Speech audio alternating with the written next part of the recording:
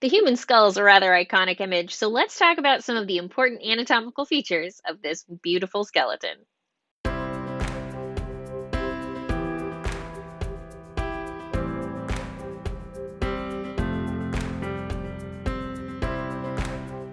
Let's start talking about cranial anatomy.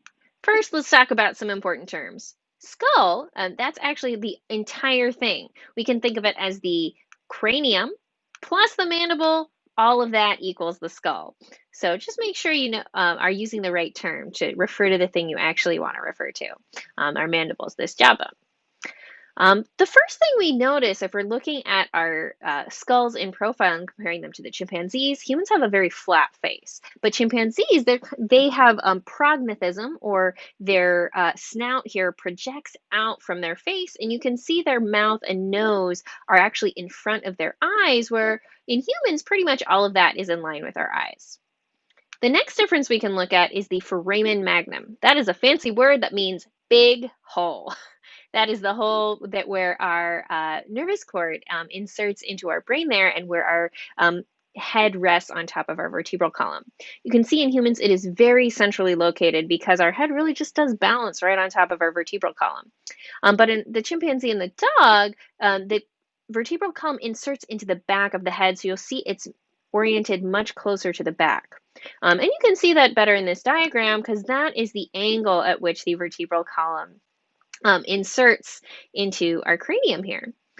In this other comparison, you can see the difference between a chimpanzee and a modern human, and then you can look at Sahelanthropus. That is a fossil that's about 6 million years old that we think is a very early hominin, and you can see it is more centrally located, and that's one of the primary lines of evidence for why we think it is more closely related to us and is bipedal. A consequence of the position of the head and the foramen magnum is the muscles in our neck. So chimpanzees have some really big, honking, very strong neck muscles, but we do not. Our neck muscles are actually pretty weak, but that's because we're just balancing our head right on top of our vertebral column, so we're taking advantage of balance rather than strong neck muscles to hold up our head. But there's more going on in our head, of course. We can also talk about our teeth. So here we can look at the dentition of a chimpanzee, Australopithecus afarensis, another human ancestor or hominin, and of course Homo sapiens. So overall, our teeth are just a lot smaller. Our tooth row is actually a slightly different shape. It's parabolic, and the others have like more or larger teeth, and they have parallel tooth rows, probably a consequence of just having larger teeth, so they need more room in their mouth. The next thing you might notice, though, is chimpanzees have much larger canines than we do, and they also have a space in between their canine and their incisor because the canine on the lower, on their, they have their canines kind of interlock with each other on the upper and lower parts. So you can see in this chimpanzee, there's actually a space on the upper and lower parts of his jaw.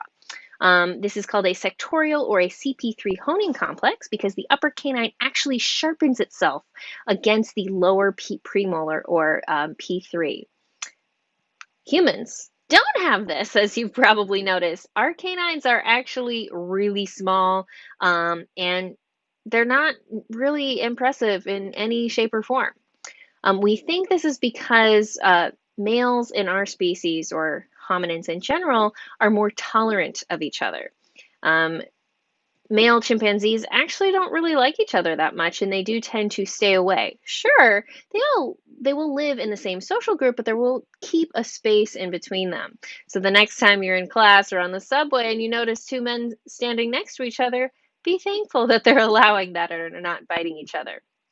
In general, even though humans do compete with each other, we usually don't use biting to do that. Florida man does tend to be the exception. So, can you explain? What are the important features of human cranial anatomy and dentition?